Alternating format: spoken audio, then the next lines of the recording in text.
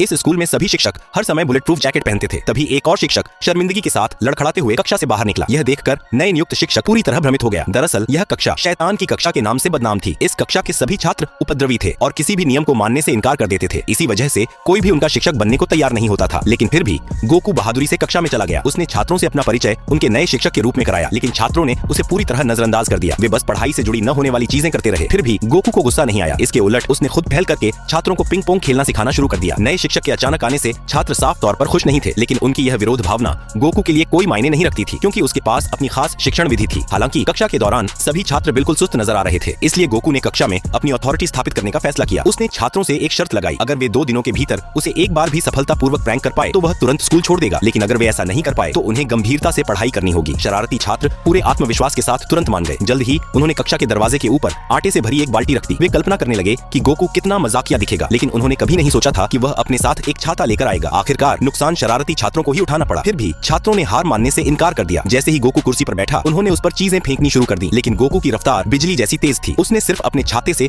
सब कुछ आसानी से रोक लिया। स्कूल के बाद भी लड़के संतुष्ट नहीं हुए। वे जल्दी गैरेज पहुंचे और गोकू की कार में एक नकली बम रख दिया। वे उसे शर्मिंदा होते देखना चाहते थे, लेकिन गोकू ने तुरंत उनकी चाल समझ ली। अभी अगले ही पल उसे कार के अंदर से एक काउंटडाउन की आवाज सुनाई दी। तब उसे एहसास हुआ कि कार में असल में एक असली बम था। उसने तुरंत कार से बाहर निकलकर सभी छात्रों को सुरक्षित दूरी पर हटा दिया। छात्रों को लगा कि उनकी योजना सफल हो गई है। वे खुशी खुशी जश्न मनाने लगे, लेकिन तभी कार जोरदार धमाके के साथ फट गई। यह देखकर छात्र बुरी तरह डर गए, क्योंकि उन्होंने तो सिर्फ एक नकली बम रखा था। सच्चाई जानने के बाद गोकू ने तुरंत अपने सहायक को सीसीटीवी फुटेज जांचने का आदेश दिया। हालांकि जब गोकू अगले दिन कक्षा में आया तो लड़के पहले ही उसे दिल से मानने लगे थे। उन्होंने वादा किया कि वे अब से मेहनत से पढ़ाई करेंगे, लेकिन तभी कक्षा की लड़कियों ने एक साथ गोकू पर पानी डाल दिया। उस नाजुक पल में लड़के आगे बढ़कर उसे बचाने लगे। अपनी योजना असफल होते देख लड़कियों के पास कुछ समय के लिए वहां से जाने के अलावा कोई रास्ता नहीं बचा। और सच में जब गोकू फिर से कक्षा में लौटा तो उसे एक और नई चुनौती का सामना करना पड़ा। आगे की स्टोरी जानने के लिए वीडियो को लाइक करके चैनल को सब्सक्राइब करो और पार्ट 2 कमेंट करना न भूलो।